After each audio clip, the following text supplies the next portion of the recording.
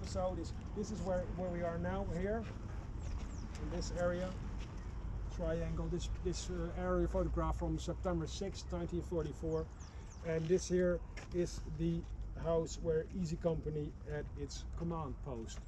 At 3:30 on October 5th, that's when Dick Winters sent out a patrol to contact the other dog company, which was also on the island further along. Sorry, dog company's here, Easy Company here, Fox Company would be here. 3rd Battalion here, 2nd Battalion, and then so this is the Audi 506 was dispositioned on the island at this time. On October 5th, the Germans launched a massive counterattack by the 363 Volksgrenadiers on the town of Opheusden. The attack on this side, where we are now, up this road, was a diversionary attack. It wasn't meant to bring victory, but it was meant to tie down forces, meant to make sure that the people who were on this side of the line would not be able to move to Opheusden and strengthen the line on that side. That's what we think now was the objective of this battle. The 506 being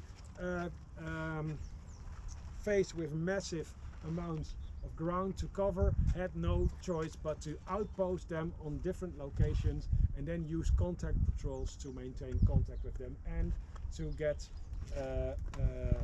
information.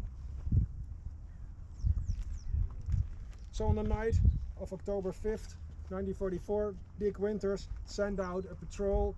They were going to go over here to be on an outpost for the rest of the day. This was led by Sergeant Newman, and he had with him Levnevsky, Stroll, Mo Ali, and Liebgott. And when they got around this area here, which is just on the other side of the dike, they heard German voices. And that's when they went up to investigate. And when they did, they made too much noise. The Germans spotted them, threw a hand grenade, and Mo Ali was hit with 32 bits of shrapnel from that hand grenade. They had to carry him all the way back to the command post before they were able to let Captain Winters know that there was an issue. The radio had been knocked out by that same hand grenade. It's then that Captain Winters decided to move in with as many people as he could. There was a German machine gun here, needed to be taken care of. But there weren't that many people in his CP, but he moved them along the dike until he came to this line of trees here.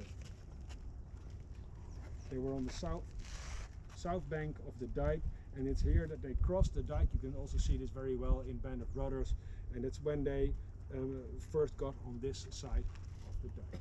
These trees are still visible further in the distance, where you see the dike goes furthest to the right, and there you can see some trees in a line going further towards the river. That's where they all crossed the road. Dick Winters left a couple of men here as a rear guard, so that the Germans, if they would come this way, they would at least have some warning